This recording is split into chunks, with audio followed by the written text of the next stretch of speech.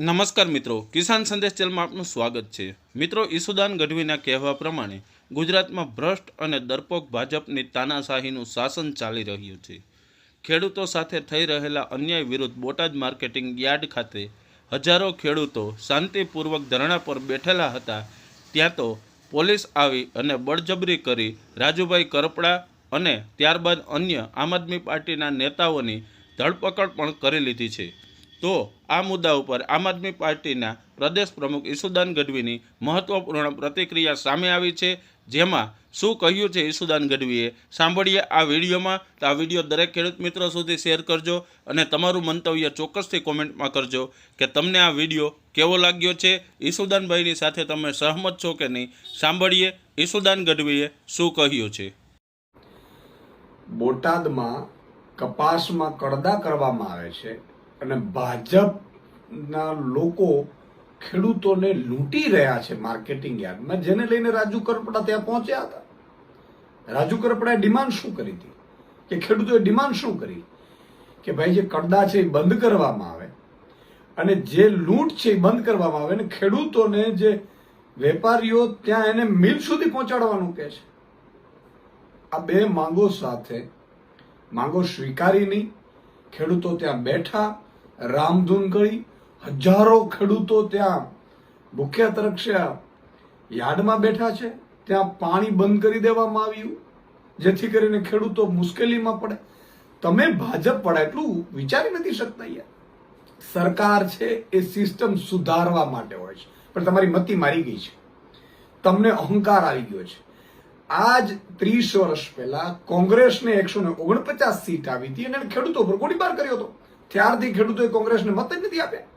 Same theory 30 વર્ષ પછી તમે આદરી છે અને તમે 156 સીટ આવી છે અને અહંકારમાં આખા યાર્ડોમાં ભાજપ સમર્થિત બધા કબજા કરી લીધા છે અને ચારે બાજુ તમે ખેડૂતોને લૂંટી રહ્યા છો। ત્યારે ખેડૂતનો કોઈ અવાજ બને, અવાજ બનાવવાની કોશિશ કરે, એના ઉપર તમે પોલીસનો ઉપયોગ કરો છો। નમાલાઓ, તમારામાં તાકાત નથી ત્યાં પહોંચવાની। અને પોલીસ આ ડીજીપીને શું 6 મહિનાનું એક્સટેન્શન આપી દીધું કે ડીજીપી જાણે ભાજપના દલાલો એવી રીતે વર્તન કરે છે। તમે શું સમજો છો? આ ગુજરાતના ખેડૂતો ઉપર તમે લાઠીચાર્જો કરશો, ખેડૂતોને રાત્રે 3 વાગે ઉપાડી જશો। આવું તો અંગ્રેજોએ ક્યારે નથી કર્યું। શરમ આવી જોઈએ, શરમ। તમે પગાર મારો લો છો, તમારો એસપી અમારો પગાર લે, તમે ડીજીપી એક્સટેન્શન ઉપર લઈને અમારા પગાર લો અને દલાલી ભાજપની કરો છો। શરમ આવી જોઈએ તમને। તમારા સંતાનો તમને શું કહેશે? અને બીજી વાત, બંધારણની રક્ષા તમારે કરવાની હોય છે। તમે શું કર્યું? ભાજપના ઈશારે 3 વાગે રાજુ કરપડાને સેંકડો પોલીસ આવે છે યાર્ડમાં અને પોલીસ ઉપાડીને લઈ જાય છે અને યાર્ડમાં ખેડૂતોને ગોંધી રાખે છે, ઉપરથી તાળા મારી દીધા। આવું કરવાનું હતું કે તમારે એમ કહેવાનું હતું કે ભાઈ તમે એને સોલ્વ કરો પ્રશ્ન, ખેડૂતો બેઠા છે એનો। અને ખેડૂતો ક્યાં આતંકવાદી છે? પણ શરમ આવવી જોઈએ। પણ આમાં મુદ્દો એ નથી, મુદ્દો એ છે કે ભાજપને 156 સીટ મળી છે એટલે મતી મરી ગઈ છે। ભાજપે કોંગ્રેસની જેમ અત્યાચારો કરવાના, લાઠીચાર્જ કરવાના, ગોળી બાર કરવાના। તમે જુઓ, મોડાસામાં ખેડૂતની હત્યા કરી નાખી। આ જ થિયરી ઉપર ભાજપ અત્યારે જઈ રહી છે। આજે રાજુ કરપડાને ઉપાડી ગયા છે। તમે જુઓ, અજ્ઞાત સ્થળે લઈ જાય પોલીસ અને અત્યારે ચારે બાજુ બોટાદમાં પોલીસ ખડકાઈ ગઈ છે। પોલીસનું બીજું કામ નથી, હત્યાઓ થાય છે, બળાત્કારો થાય છે, દારૂના અડ્ડાઓ ચાલે છે। તમારું કામ ઈ છે, તમારું કામ ખેડૂતો ઉપર લાઠીચાર્જ કરવાનું અને ખેડૂતોને રાત્રે 3 વાગે ઉપાડવાનું નથી। એ તો ભાજપ વાળા તો કે તમને હાથો બનાવે, દલાલ છે ભાજપ વાળા। ભાજપ વાળા તો હજારો કરોડો રૂપિયા આમાંથી કમાય છે। આ કડદા કરીને તો એમના નેતાઓ મોટા થયા છે। એ તો તમને કહેશે કુવામાં પડી જાય, કુવામાં પડી જશો। બંધારણનું ધ્યાન પણ નહીં રાખો। હદ થઈ રહી છે, હદ ગુજરાતમાં। આજે હું ઈસુદાન ગઢવી એલાન કરું છું, આ ભાજપના નેતાઓ અને જેટલી પોલીસને તાકાત હોય એટલી લડી લેજો। આર પારની લડાઈ આ માત્ર કડદાની, હવે એક યાર્ડની નહીં, ગુજરાતના તમામ યાર્ડોમાં અમે તૈયારીઓ ચાલુ કરીશું। તમામ યાર્ડોમાં ખેડૂતોનું શોષણ બંધ કરાવીશું અને તમારી પોલીસથી, તમારા લાઠીચાર્જથી ડરવાના નથી। તમારામાં તાકાત હોય તો ગોળી મારી દેજો, ગોળી ખાવા તૈયાર છીએ। અને યાદ રાખજો, પોલીસ વાળા પણ 2027માં તમારો હિસાબ પણ કરવામાં આવશે જે દલાલીઓ કરો છો તમે। અને ભાજપના નેતાઓ પોલીસને હાથો બનાવીને માયકાંગ લાવો, આવો સામી છાતીએ। તમારામાં ત્રેવડા તો આવો બોટાદ યાર્ડમાં, બોટાદ યાર્ડમાં તમે કહો કે ડિબેટ કરો. કૃષિ મંત્રી મુખ્યમંત્રી સપ્તાહ ઉજવણી કરે છે. શેની સપ્તાહની ઉજવણી કરો છો? ખેડૂતોને લૂંટવાના સપ્તાહની ઉજવણી કરો છો તમે.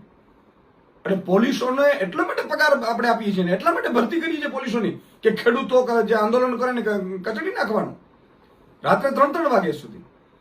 આવી જ રીતે કોંગ્રેસે અન્ના આંદોલનમાં કર્યું હતું. શું હાલત થઈ કોંગ્રેસની?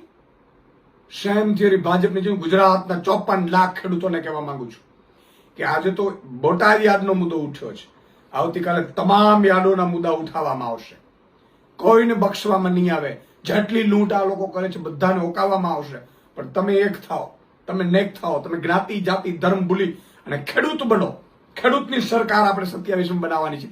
અને રાત્રે 2 વાગે જયારે ઉપાડવામાં આવ્યા છે રાજુ કરપડાને અજ્ઞાત સ્થળે, બીજા અમારા નેતાઓને પણ બધાને મારી વિનંતી છે કે બોટાદમાં પોલીસ દ્વારા જે અત્યાચાર ભાજપના ઈશારે જે કરવામાં આવ્યું છે ખેડૂતો ઉપર બક્ષવામાં નહીં આવે.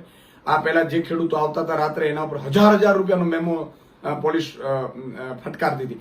રાજા હરિશ્ચંદ્રન દીકરા છો તમે? તમે ક્યારે ખોટું નથી કર્યું? આટલી ભાજપની દલાલી.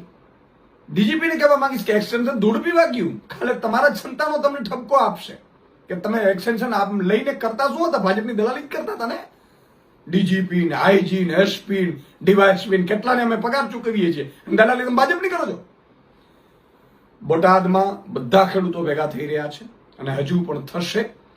આ લડાઈનું અહીંથી અંત નથી. આ લડાઈની અહીંથી શરૂઆત છે. અત્યારે રાત્રે 3:30 વાગ્યા છે. સૂરજ ઉગશે એ ખેડૂતોના ભલાઈ માટેનો ઉગશે. હવે લડાઈ આર પારની કરવાની છે. બધા ખેડૂતોને કહું છું એક થાઓ. જય જવાન જય કિસાન.